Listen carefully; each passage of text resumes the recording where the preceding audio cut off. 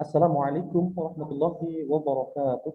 Bismillah, walhamdulillah, wassalatu wassalamu ala rasulillah, Sayyidina wa maulana Muhammad ibn Abdillah, amma ba'dah. Alhamdulillah rabbil alamin. Berjumpa lagi dengan kami tim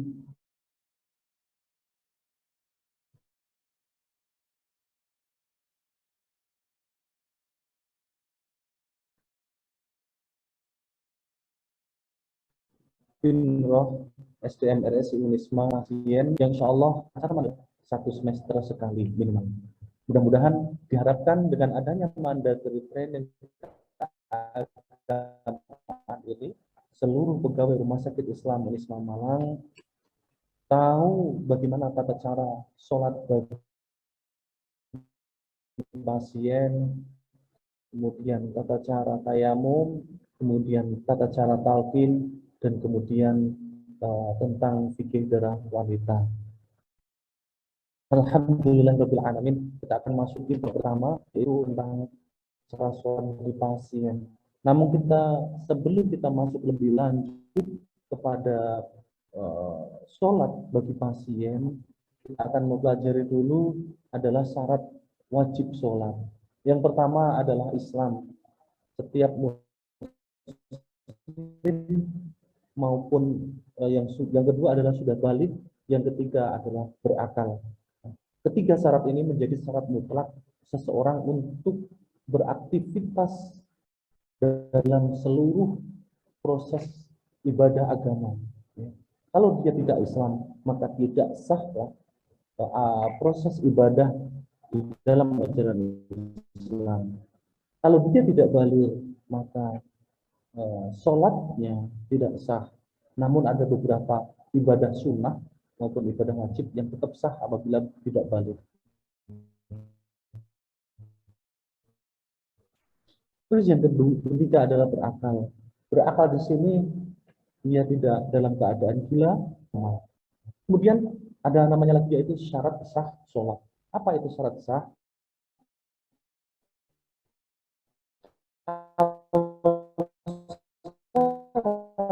Wajib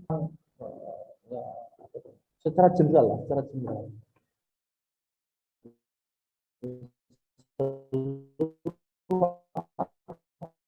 aktivitas ibadah syarat sah sholat apabila terpenuhi syarat-syarat sebagai berikut. Yang pertama adalah suci badan, suci pakaian, dan suci tempat dari hadas dan najis. Apa itu hadas? Hadas adalah cara gampangnya itu hadas adalah proses, ya. Sedangkan najis adalah hasil dari proses tersebut. Kalau kita pipis, buang air kecil, maka kita sedang berhadas. Air yang dikeluarkan ketika pipis itu najis. Ya.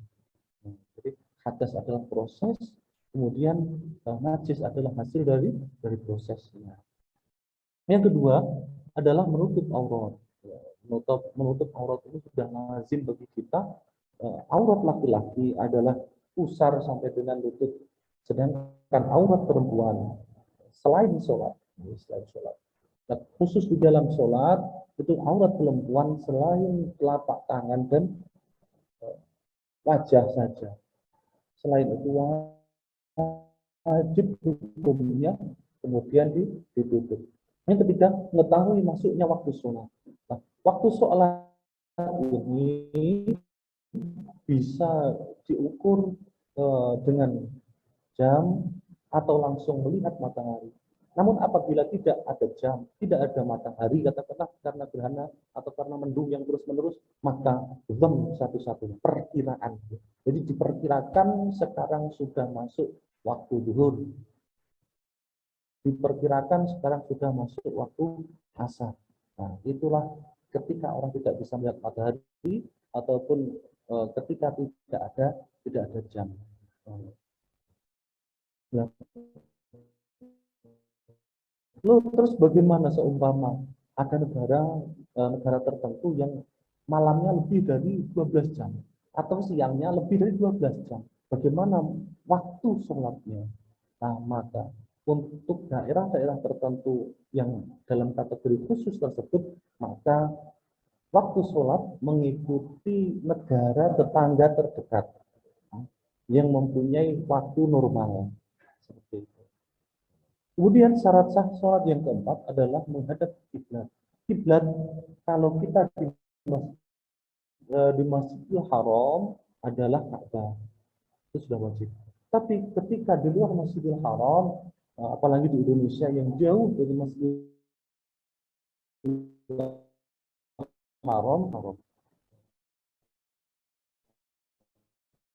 jadi tidak perlu kemudian setiap sholat kita harus bawa kompas, tidak. Yang kira-kira kalau masjid itu sudah menghadap kemana, ya udah diikuti saja. Kita wajib menghadap kiblat. Nah, bagaimana kalau seumpama kita tidak tahu, kita sholat seumpama menghadap ke selatan, kemudian ditegur oleh teman kita dari belakang, kamu sholatnya menghadap ke selatan, apakah boleh hukumnya? Boleh.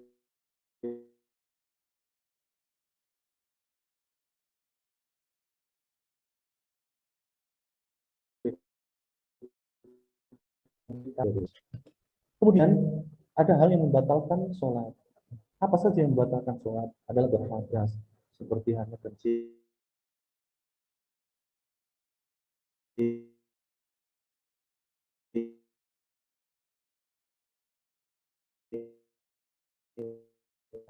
jadi segala depan dan jalan belakang adalah membatalkan sholat.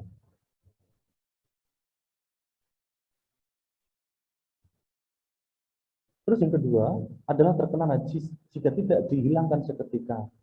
Apakah ada najis yang tidak membatalkan sholat? Ada. Kalau najis itu sedikit seperti hanya, mohon maaf, kotoran cicak. Kalau kotoran cicak kita tahu kemudian tidak dihilangkan secara seketika, maka sholatnya menjadi tidak sah. Nah, bagaimana kalau baru tahu ketika sholat sudah selesai? Maka sholatnya tidak sah. Wajib diulangi. Yang ketiga, terbukanya aurat. Jika tidak ditutup dengan seketika. Yang keempat, mengucapkan dua huruf atau satu huruf yang dapat dipahami. Seperti hanya lafaz hei. Ya, tidak, yang dapat dipahami. Atau ketika dipanggil namanya, hai fulan, kita langsung refleks, langsung behem gitu. Maka kata ya, maka tetap hukumnya sholat. Kemudian makan dan minum yang banyak sekalipun lupa. Bergerak dengan 3 gerakan berturut-turut sekalipun lupa. Jadi gerakan yang dimaksud dalam ini adalah gerakan satu anggota penuh. Kalau tangan katakanlah, berarti seluruh anggota tangan ini bergerak. Bukan berarti kalau jari saja yang bergerak, ini tidak anggota penuh. Tidak satu anggota penuh. Yang membatalkan sholat adalah gerakan satu anggota penuh. Kalau tangan ke atas ke bawah lebih dari 2 kali, berarti 3 kali atau 4 kali, maka seketika itu batal. Kemudian melompat yang luas. Nah, melompat berbeda dengan bergeser, tapi melompat. Kalau bergeser itu tetap gerakan tidak boleh lebih dari 3 kali, 2 kali. Kalau seumpama geser ke belakang atau geser ke samping kanan atau geser ke samping kiri itu boleh. Seumpama samping kiri kita ada orang yang batal, kemudian begitu, maka kita wajib geser ke kiri. Berapa kali? Gerakannya 2 kali. 1, 2. Oh ternyata belum nutut. Maka gerak lagi. 1, 2. Tidak boleh langsung 1, 2, 3. Tidak boleh. Kemudian memukul yang keras. Kemudian menambahkan rukun sholat dengan sengaja. Contoh, karena sholat zuhur 3 rakaat, dia dengan sengaja kemudian menambah 1 rakaat lagi menjadi 5 rakaat. Atau sholat subuh 2 rakaat, dia kemudian menambah satu lagi menjadi 3 rakaat. Atau katakanlah dia ketika kosor sholat, mengkosor sholat, kemudian dia mengkosor sholat maghrib dengan 2 rakaat, tidak boleh. Terus mendahului imam dengan 2 rukun dengan sengaja. Jadi ketika imam masih berdiri, tidak boleh kita kemudian rukuk. Apakah kalau kita rukuk menjadi batal? Tidak batal, tapi berdosa. Tapi kemudian ketika imam masih berdiri, kita sudah ada yang sujud, maka menjadi batallah orang yang sujud tersebut karena mendahului imam dengan 2 rukun dengan sengaja. Terus kemudian terlambat dengan 2 rukun fi'li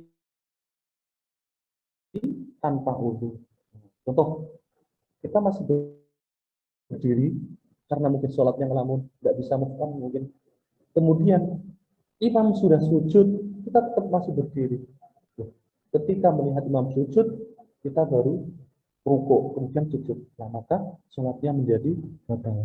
Kemudian yang ke-12 adalah niat keluar dari sholat dengan sengaja, baik di pertengahan ataupun akhir salam. Ketika salam, salah satu rukun sholat itu salah satunya, di salah satu kitab diterangkan ada niat keluar dari sholat.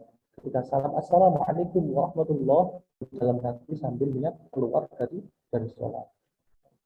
Bisa juga ketika di pertengahan sholat, kemudian, waduh, saya kok tidak nyaman dengan imam si fulan ini.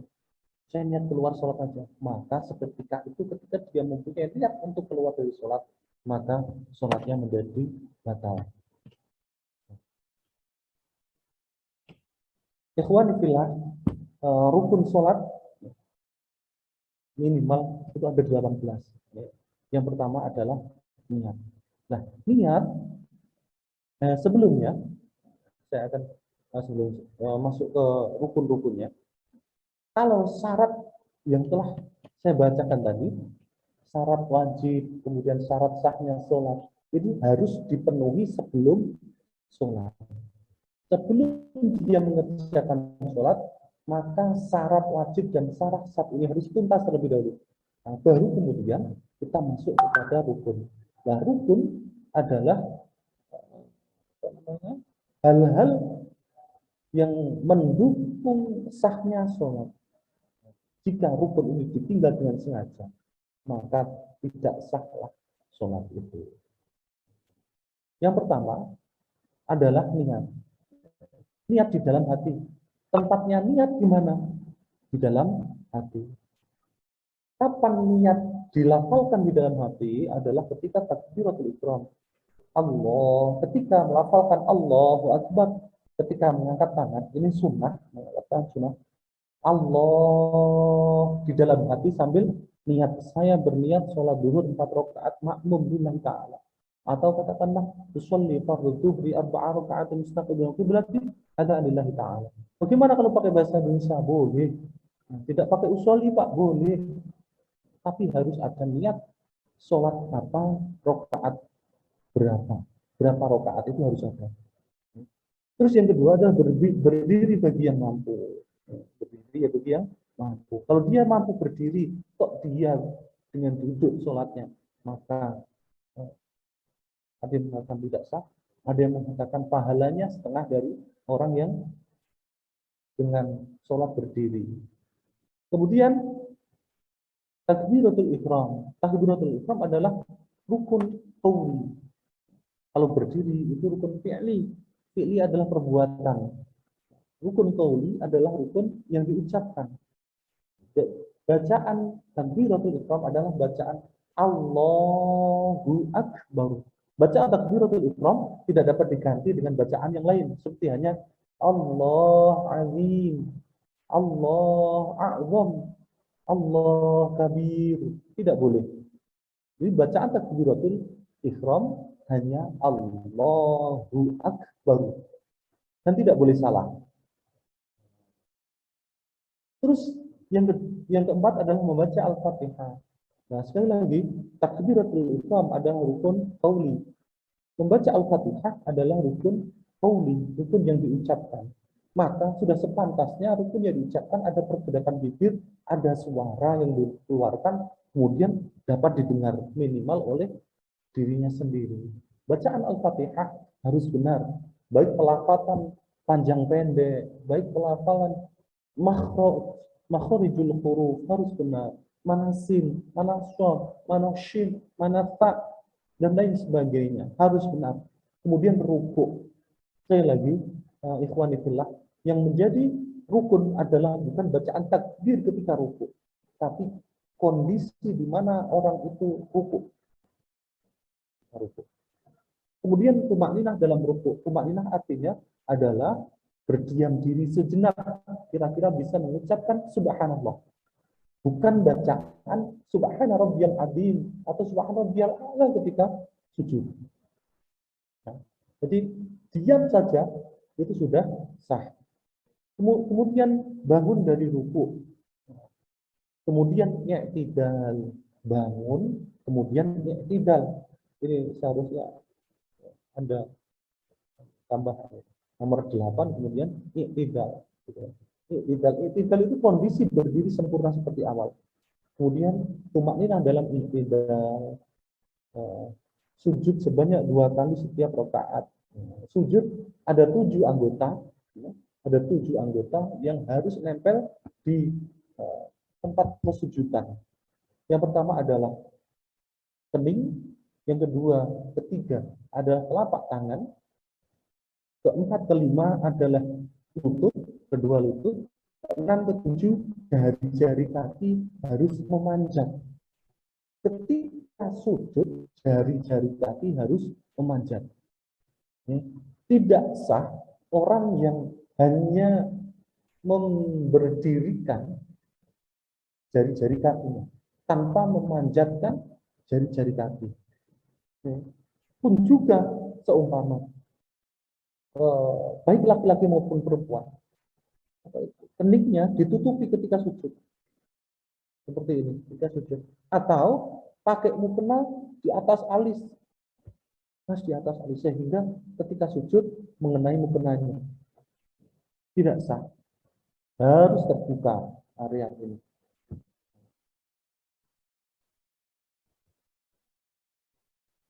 Kalau pakai masker, bagaimana hukumnya? Pakai masker, hukumnya sebatas makruh. Itu pun ketika dalam keadaan biasa. Maksudnya tidak ada pandemi, ya, tidak ada keadaan darurat. Tapi kalau dalam keadaan darurat tetap jawas hukumnya, bahkan wajib. Kemudian nomor 10, tumakninah sewaktu dalam keadaan sujud.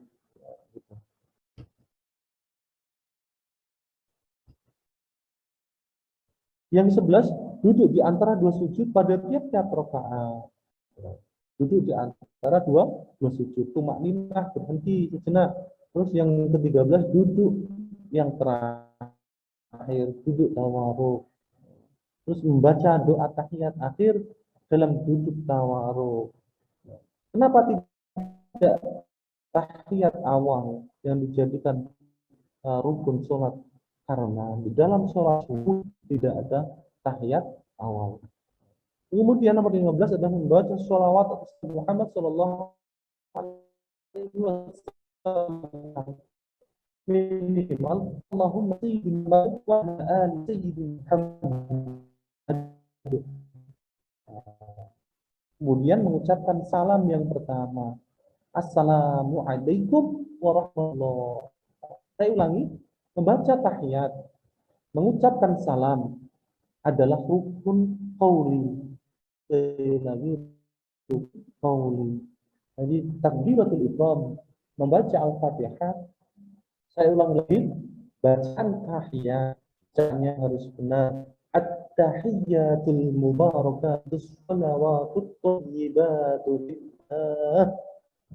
Taknya ada tasydid, yaknya juga ada tasydid, dan ada alifnya. At-tahiyyatul, tidak boleh at-tahiyyatul, dan lain sebagainya. Panjang pendeknya juga harus benar. Ya. Makharijul huruf juga bagi teman yang masih bacanya, mumpung nasibnya kesempatan, ya, masih diberi oleh Allah untuk belajar dan ada fasilitas, monggo gunakan untuk belajar, untuk tahsin, untuk memperbaiki bacaannya. Kemudian nomor 17 adalah berniat keluar dari sholat. Yang ke-18 adalah tertib ataupun berurutan.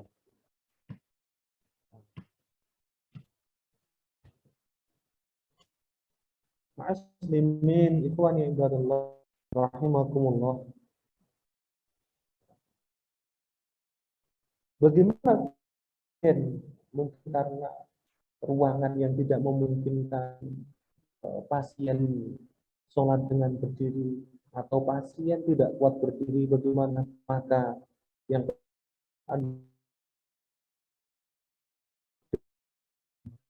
pun posisinya, pun posisi duduknya boleh dengan bersila atau seperti tahiyat awal.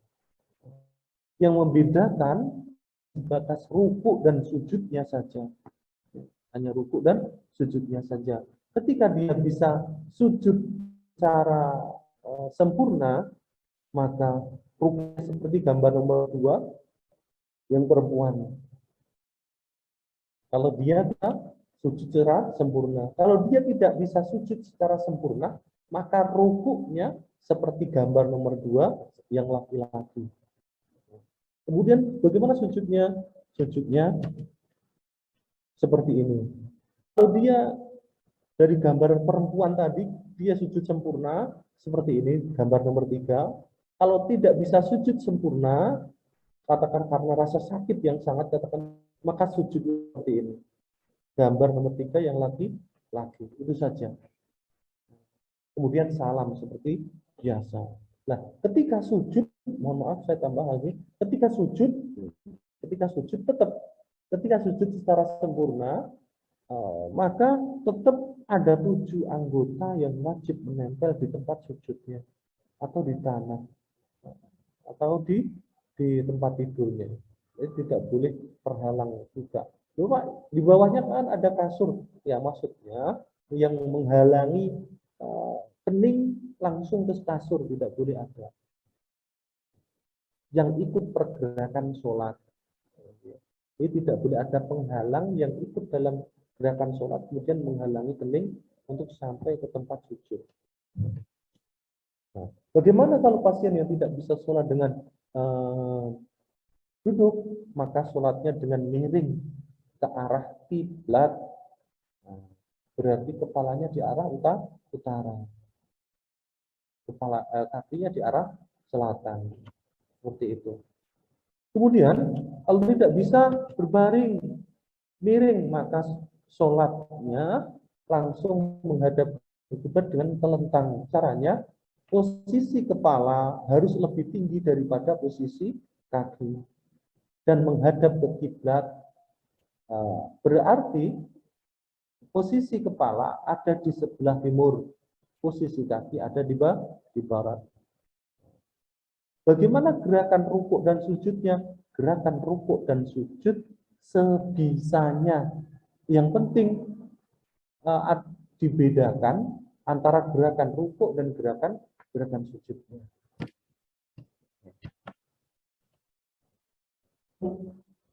Selanjutnya adalah tentang tayamum.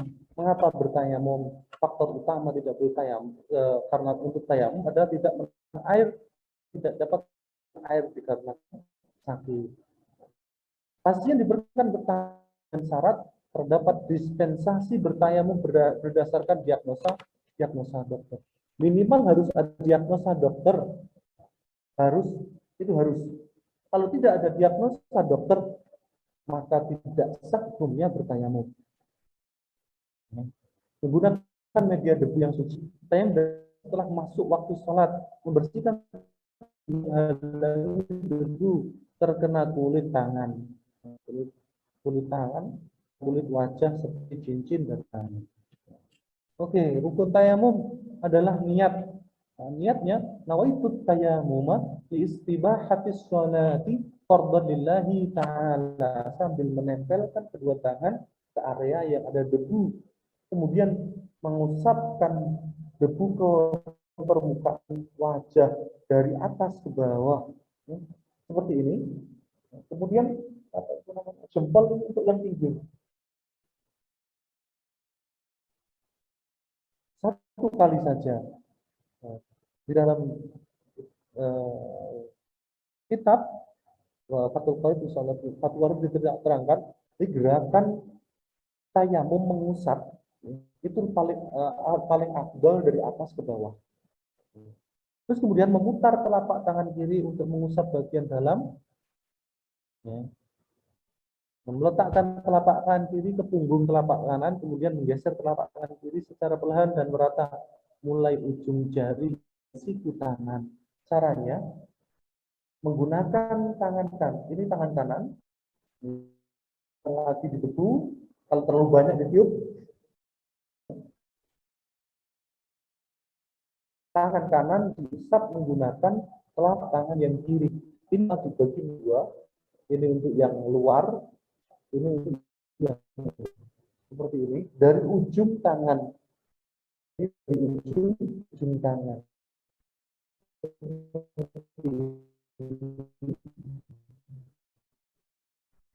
Setelah sampai pergelangan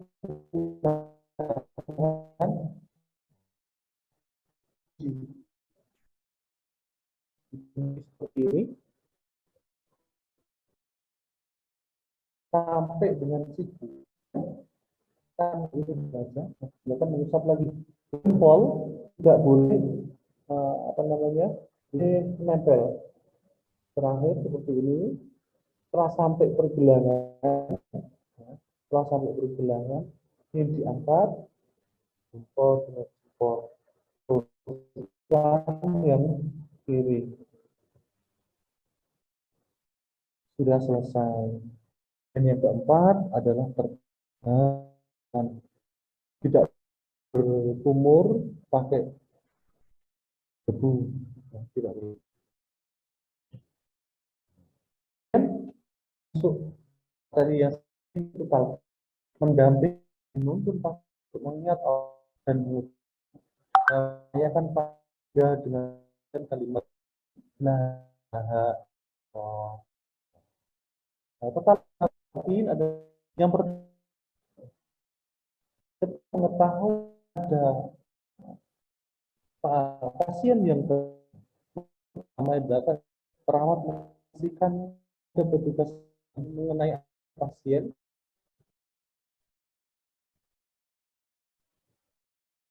sempat melalui telepon satu SPM ini ketika jam, kalau bisa dokter bintang yang tugas di itu, dan petugas yang mencatat dalam perbandingan target terus kurahannya maksimal 5 dari informasi diterima dan mengulang kondisi dan perawat inap. Petugas menuntun dengan kalimat lain, dengan kalimat asyhadu la ilaha illallah wa asyhadu anna muhammadar rasulullah.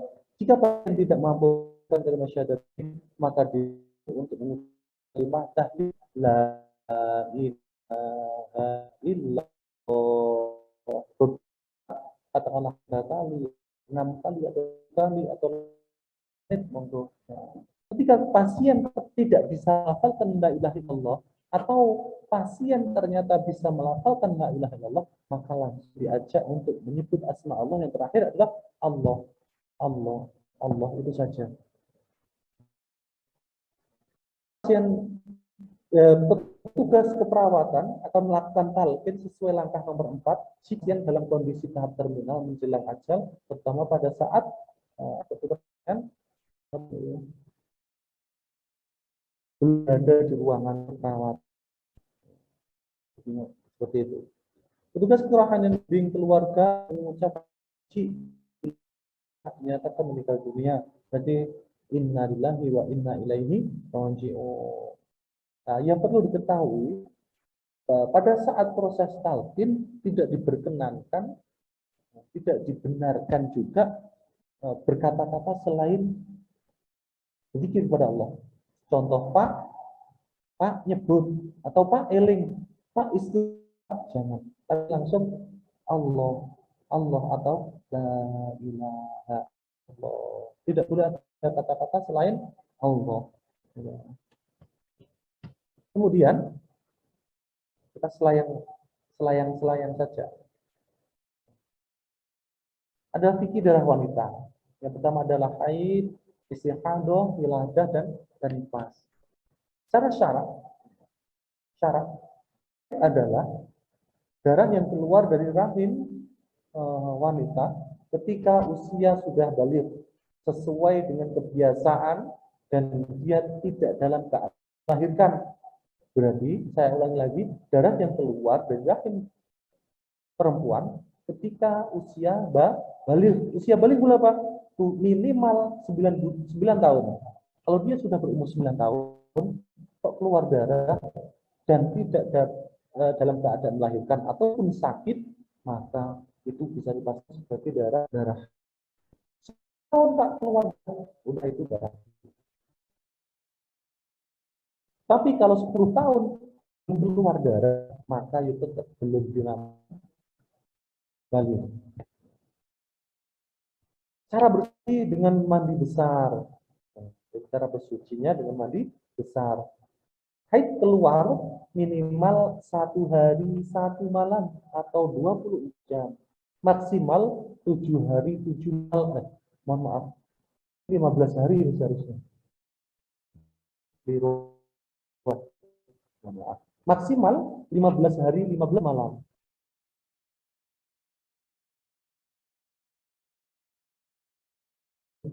Maksimal 15 hari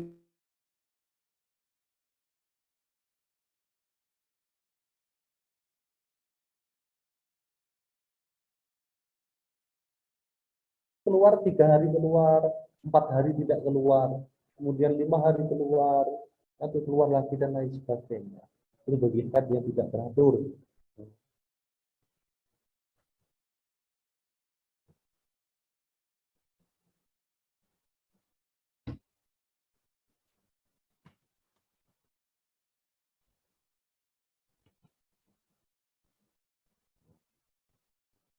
Paling sedikit masa suci antara 2 haid adalah 15 hari 15 malam.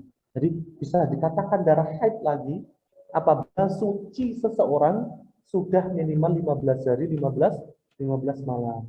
Kalau kurang dari 15 hari 15 malam, maka darah tersebut dapat dipastikan bukan sebagai darah haid, ya. Namun pada umumnya 23 ataupun 24 hari dan tidak ada batasan maksimal untuk masa suci seorang perempuan. Bisa saja 1 tahun tidak haid, 2 tahun tidak haid, 1 tahun tidak haid, orang yang hamil katakanlah tidak haid, atau 5 tidak haid, orang yang sudah menopause dan lain sebagainya.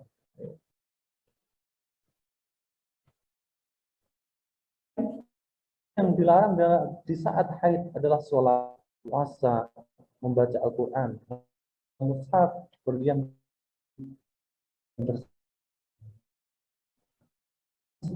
Selain ini boleh, ya, selain ini boleh.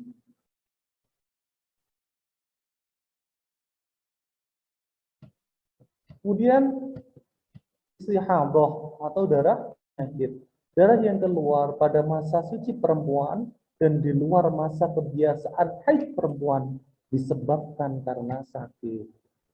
Nah, karakter dari darah istihadah berbeda dengan karakter darah haid. Darah istihadah ini merah segar. Kalau darah haid ini merah yang sudah kehitaman. Ini tidak berbau. Oh, kalau berbau tidak menyengat. Berbeda dengan darah haid, baunya sangat menyengat.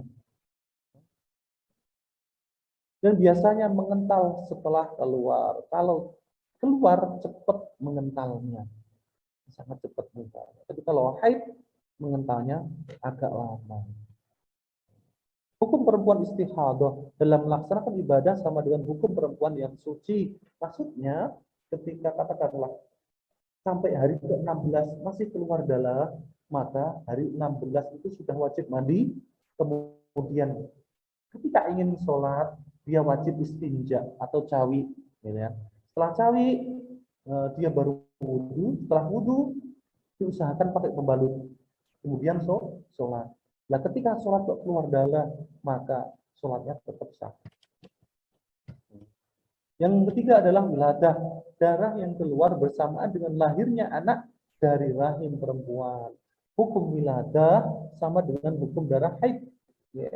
Dia wajib besar. Kapan? Nah, mandi besarnya, nah ini nanti ada hubungannya dengan nifas. Nifas adalah darah yang keluar dari farji perempuan setelah proses melahirkan, baik melahirkan secara normal maupun melahirkan secara SC. Jadi ketika bayi sudah keluar dari kandungan, maka ketika keluar darah, maka itu namanya darah nifas. Nifas terhitung saat anak terlepas dari farji perempuan atau dari ketika SC, ketika keluar dari rahimnya. Biasanya lama nifas adalah 40 hari. Maksimal itu 60 hari, 60 malam. Maksimal 60 hari, 60 malam. Minimal sekejap atau sesaat. Hukum nifas sama dengan hukum haid. Suci dengan mandi besar. Nah, tadi saya jelaskan wiladah. Wiladah wajib mandi besar. Sedangkan nifas juga wajib mandi besar. Nah, kapan diwajibkan mandi wiladah adalah ketika dia sudah selesai nifasnya. Ketika dia sudah selesai nifas, maka yang pertama dia wajib niat mandi wiladah terlebih dahulu. Kemudian wajib niat mandi nifas. Jadi ada dua mandi. Bisa sekali satu paket dua.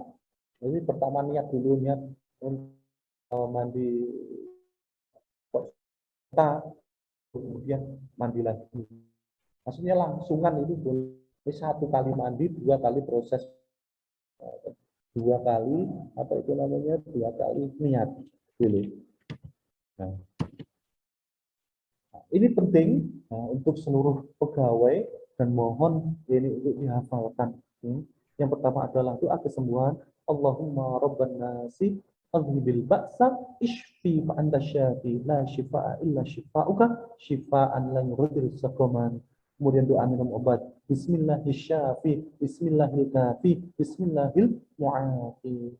Kalau yang lebih panjang, Bismillahilladzi la yadurru ma'asmihi syai'un fil ardi wala fis sama'i wa kemudian doa sebelum operasi atau tindakan medis lainnya, mau nyuntik atau mau memberikan apa ya, mau tensi katakanlah, nah, diusahakan pakai doa ini. Hasbunallahu wa ni'mal wakil, alaihi tawakkalna. Kemudian ada doa mulai bekerja, dan mohon ini juga dihafalkan.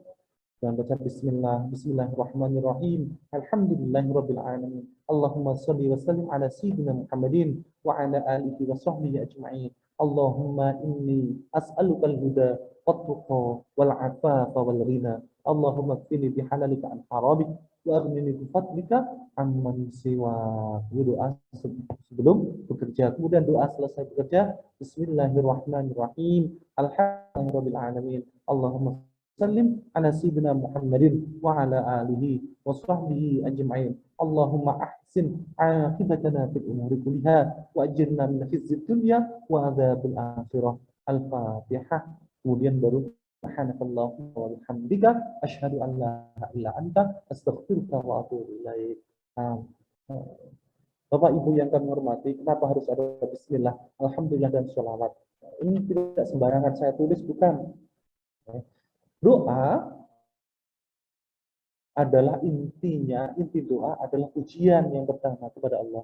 Jadi tidak sopan ketika orang langsung minta, ya Allah, berikanlah rezeki yang halal, banyak barokah, ya, tanpa memuji terlebih dahulu. Jadi minimal harus ada pujian kepada Allah dulu, baru kemudian meminta. Tidak sempurna pujian kepada Allah ketika tidak menyebutkan kekasih Allah. Siapa kekasih Allah? Yaitu Sayyidina Muhammad Sallallahu Alaihi Wasallam. Makanya Nabi itu dawuh, tidak akan dikabulkan doa yang tidak ada di situ sholawatnya kepada Nabi. Karena sholawat itu adalah sebagai miftahu doa, kunci dari doa. Kemudian setelah membaca doa ini, kemudian ditambahi dengan tibil qulub, ya. Allahumma shalli ala sayyidina Muhammadin tibbil qulubi wa dawaiha wa afiyatil abdan wa shifaiha wa nuril absari wa diyaiha wa ala alihi wa sahbihi wa sallim. Kemudian tambah li khamsatun udfi biha harwal wabail hatimah al-mustafa wal murtada wa ibnahu wal fatimah. Kalau dari guru saya biasanya kalau li khamsatun ini ya, termasuk pujian, ya. Ini azimah. Saya mempunyai lima orang yang dapat saya andalkan. Nabi, Sayyidah Fatimah, kemudian Sayyidina Ali dan Sayyidina Hasan serta Sayyidina Husain. Gitu, kan. Jadi ini ditulis, kemudian ditaruh di atas pintu,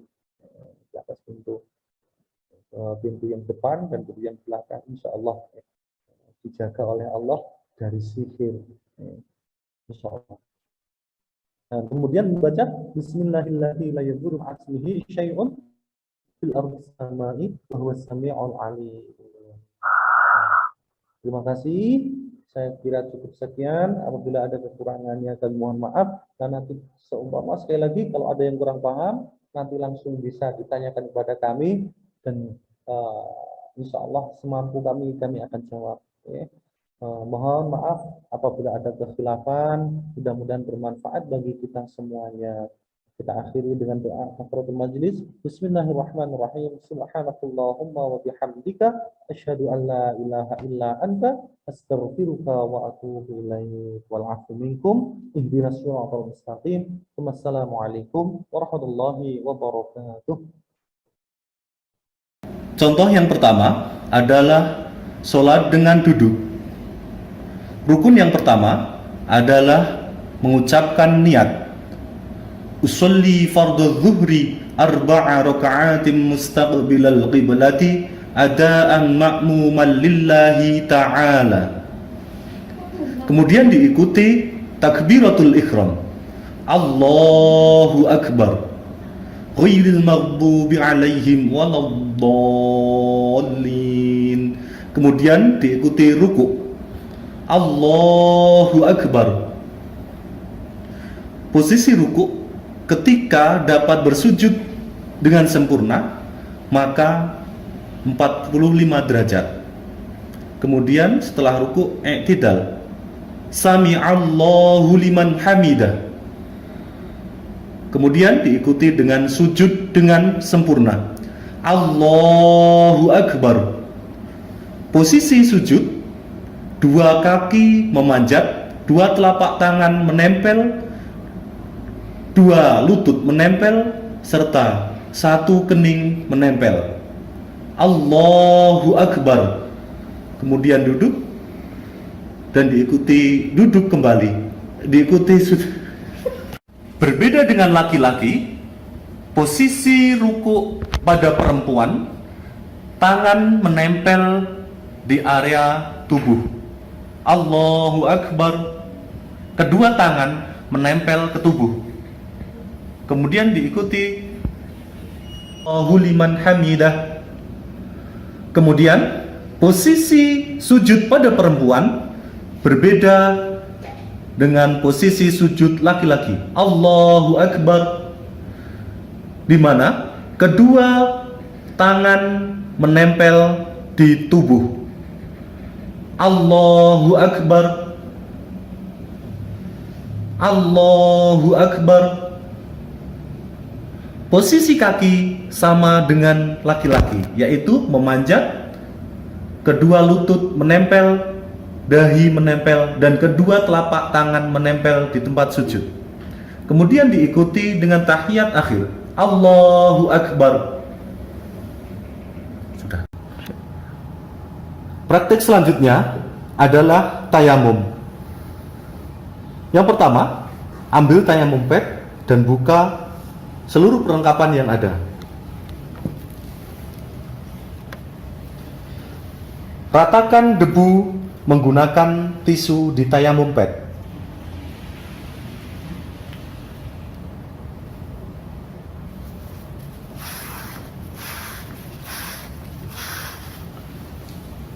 Setelah itu, niat di dalam hati diikuti gerakan tangan menempel ke permukaan debu. Nawaitut tayamuma listibahatis sholati fardhan lillahi ta'ala. Setelah itu, jika debu terlalu banyak, dapat ditiup atau dipukul-pukulkan.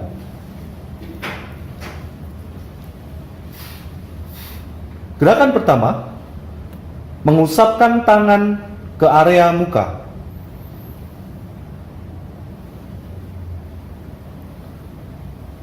Mengusap area wajah atau muka dengan 1 kali usapan. Gerakan selanjutnya adalah mengambil debu di area yang berbeda untuk diusapkan ke kedua tangan. Jika terlalu banyak debu, dapat dipukul-pukulkan atau ditiup.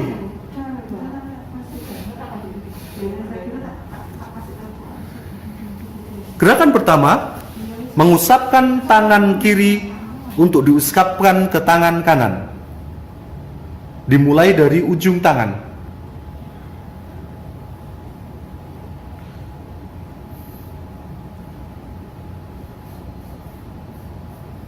Setelah sampai pergelangan, maka ibu jari bertemu dengan ibu jari.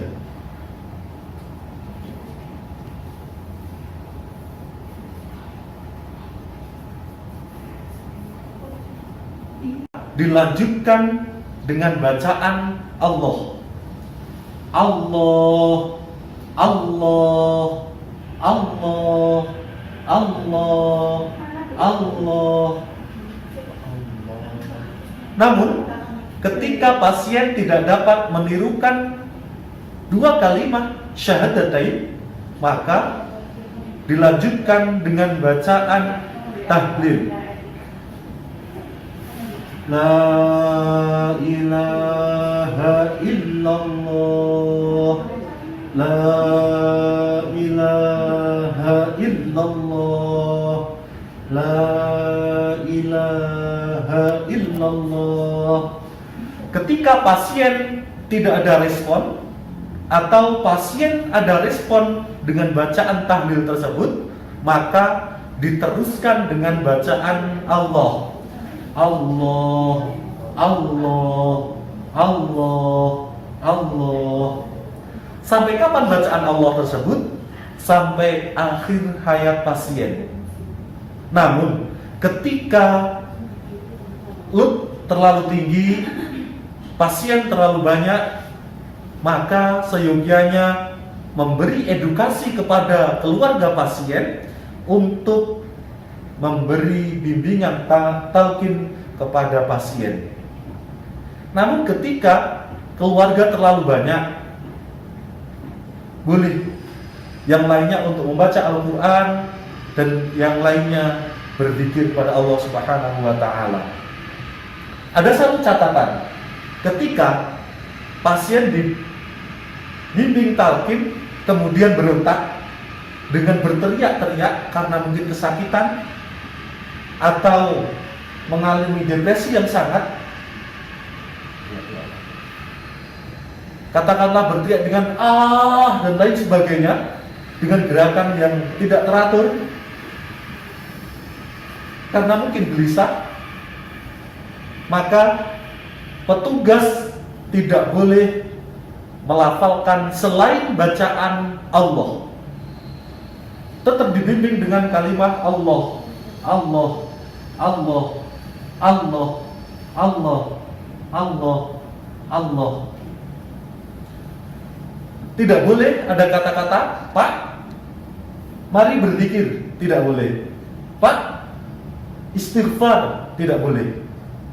Hanya satu kalimat yang terucap dan yang harus didengarkan kepada pasien, yaitu kalimat Allah, Allah, Allah di dekat telinga. Sudah meninggal, maka hal pertama yang dilakukan oleh petugas adalah mengucapkan kalimat tarjih, inna lillahi wa inna ilaihi raji'un. Sekian, terima kasih.